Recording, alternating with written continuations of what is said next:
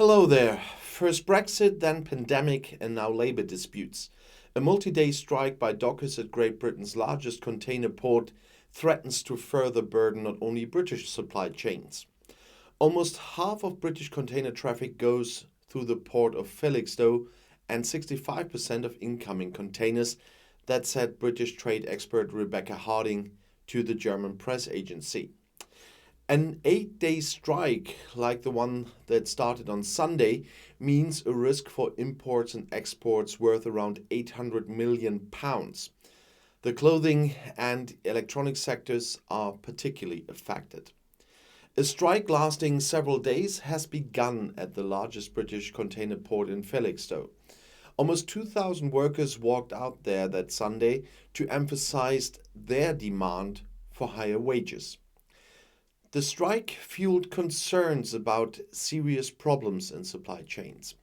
Around 4 million containers from 2,000 ships are handled at the port around 150 kilometers northeast of London every year. This corresponds to almost half of the ship freight arriving in the country. And Sharon Graham, General Secretary of the Unite Union, which called for the strike, accused the company that operates the dock and its parent company, the CK Hutchison Holding, of putting the profits of shareholders ahead of the welfare of workers. You can give workers at Felixstowe a decent raise. It's clear that both companies have prioritized generating multi-million-pound profits and dividends over paying their workers a decent wage, she said. The UK is currently experiencing one of the worst cost of living crises in decades.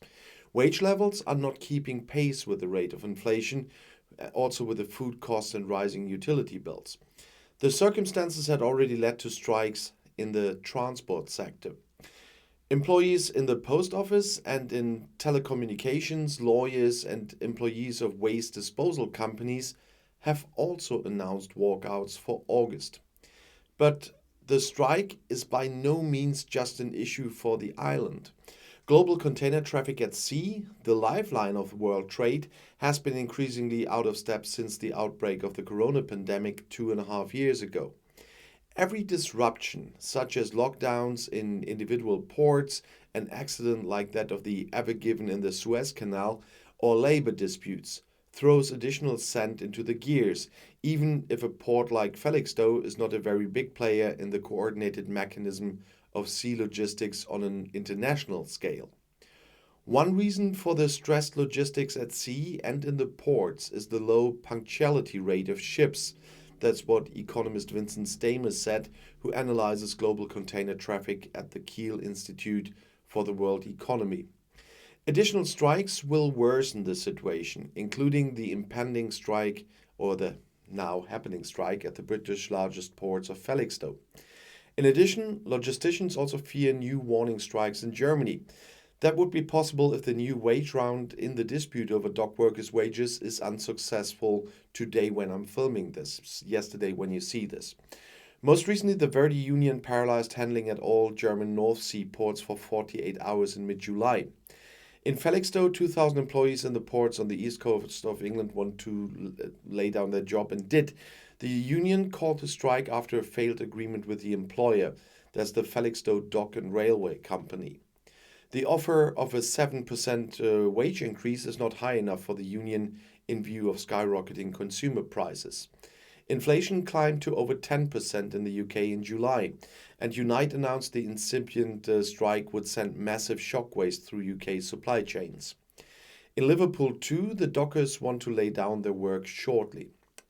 The extent to which the strike disrupts the shipping companies' already stressed schedules depends heavily on the role the port plays in them. Co-industry leader Maersk expects significant effects on the ship program, as a spokesman for the Danish shipping company says. The port should be called during the strike days by almost a dozen container giants.